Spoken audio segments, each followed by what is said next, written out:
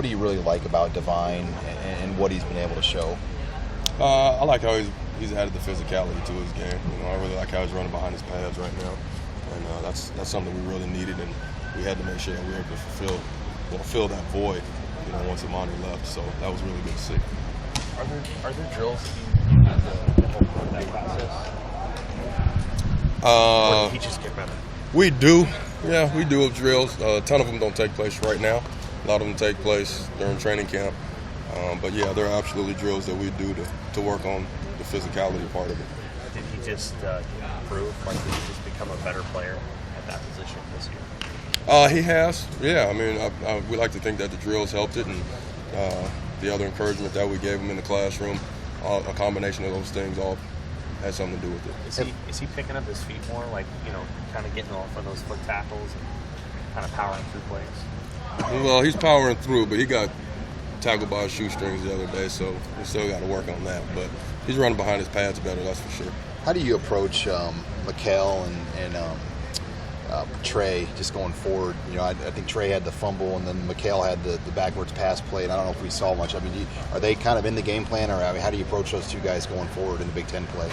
Yeah, both of those guys know they have a role, and then our thing with those guys that we talk about a lot is trust. So if we can trust you, we're going to try to find ways to be able to implement you in the game plan.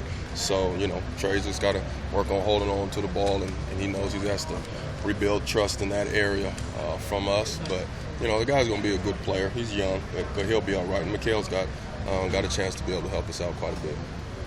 Hey, last year, Northwestern, I think you guys had about 82 rushing yards in that game. When you go back and look at that, how frustrating was that game for you guys a year ago, and what do they do to kind of take away the running game? I think it might have been one of the worst outputs you guys had last year.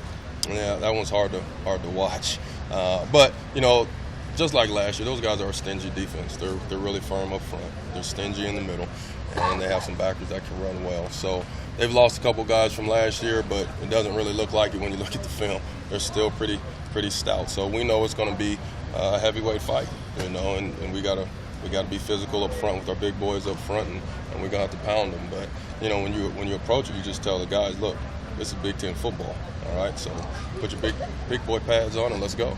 Hey, Coach Langsdorff made kind of a tweak at halftime of the Oregon game where he, maybe he spread it out a little bit more, the formations, and it helped. What did you think of that decision and how it helped you guys run the ball in the second half? Well, anytime you can spread out the defense and pump a little air in there, it's going to help with the running lanes. So there's definitely a positive there. Did you feel like your running backs responded well to that? I mean, did they have more holes, or was there something that change created in Oregon's defense that let you guys have more success? Well, I think there's a schematic advantage there, yeah. But they also came out pretty determined that they were going to run the ball well in the second half. So it's probably a combination of the two. So who lit the fire under them to put that determination? Well, that's a secret we leave in the locker room. Hey, Did you say something to your guys about it? Well, we talk every time at halftime, absolutely. Hey, when Tommy runs it well like he has been, what does that do just for everything else in the offense? Well, that's one of Tommy's strengths, and so he's another back that the defense has to account for, and so that really helps the running backs out, because now every time he gives it and acts like he still has it, that's going to attract another defender that's not trying to lay a hat on one of the running backs. So it's big for our offense as a whole, and all those yards, whether they come in the air or they come on the ground, are beneficial. So when he's able to run the ball like he is, it benefits everything.